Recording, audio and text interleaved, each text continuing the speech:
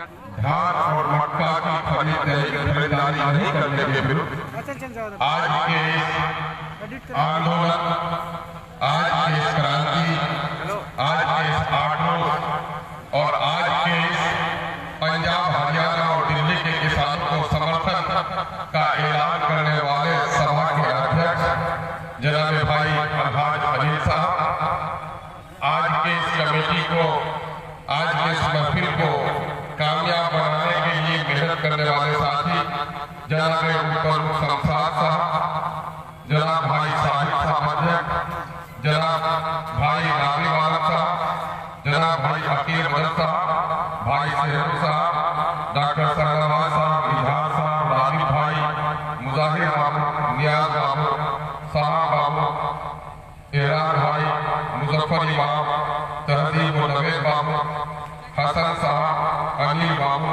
हसनैन साहब, राहिल साहब, जावेद भाई, फरमूद साहब, नैयर मुलाजी, रहमतुल्लाह साहब, साहिब साहब, शमशाद बाबू, इसहाक मालूमपुरा और दीगर साथी। मैं इस वक्त एक जरूरी मुद्दे पर आपसे विस्तार के साथ बात करने के लिए खड़ा हूं।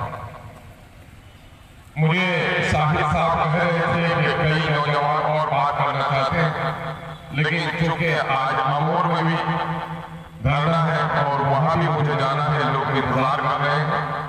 ऐसे साथियों से जरा माजरत के साथ बाबू, जो जगह खाली है बैठ जाइए, खड़े क्यों हुए?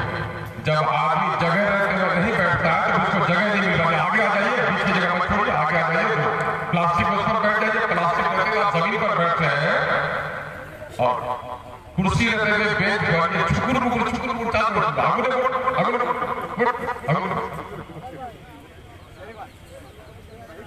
जहां भी जाइए महफिल में बैठिए, कुर्सी पर बैठ गए हो तो बुजुर्ग आ जाए उसको जगह।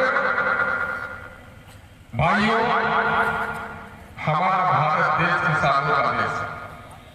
पहले 90% लोग देहात में रहते थे, अब शहरीकरण के चलते तकरीबन 5% लोग कम हो गए हैं। 50% लोगों का रहना सहना अब भी गाँव है।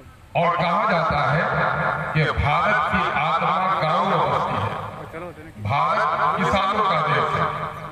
जवानी भाई ने अभी अपने अशार के जरिए से लिखा कि भारत किसानों का देश है और किसानों के मसले का हल और किसानों की तरक्की से ही देश की तरक्की है।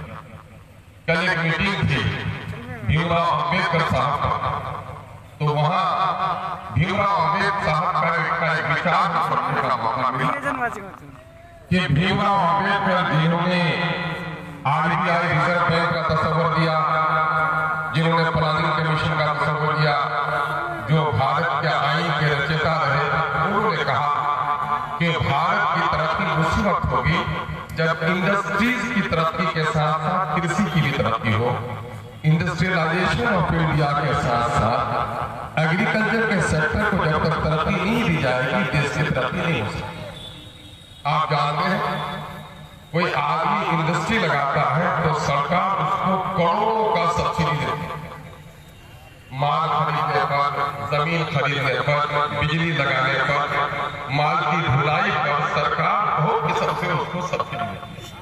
लेकिन किसानों को आज जो सब्सिडी दी भी जा रही है वो सब्सिडी किसी काम की नहीं। अगर पंपिंग सेट आप खरीदते हैं बाजार में तो 12,000 और सरकारी सब्सिडी के मुताबिक खरीदिएगा तो 33% सब्सिडी है और उसकी कीमत 18,000 ले देकर बात बराबर हो जाती है, किसान हक ठगा जाता है। और आज जो हम लोग यहाँ पर बैठे हैं ये किस मुद्दे पर बैठे हैं? अभी हम अगर यहाँ कहें तो हमारे पढ़े लिखे लड़कों में भी 10% को मालूम नहीं है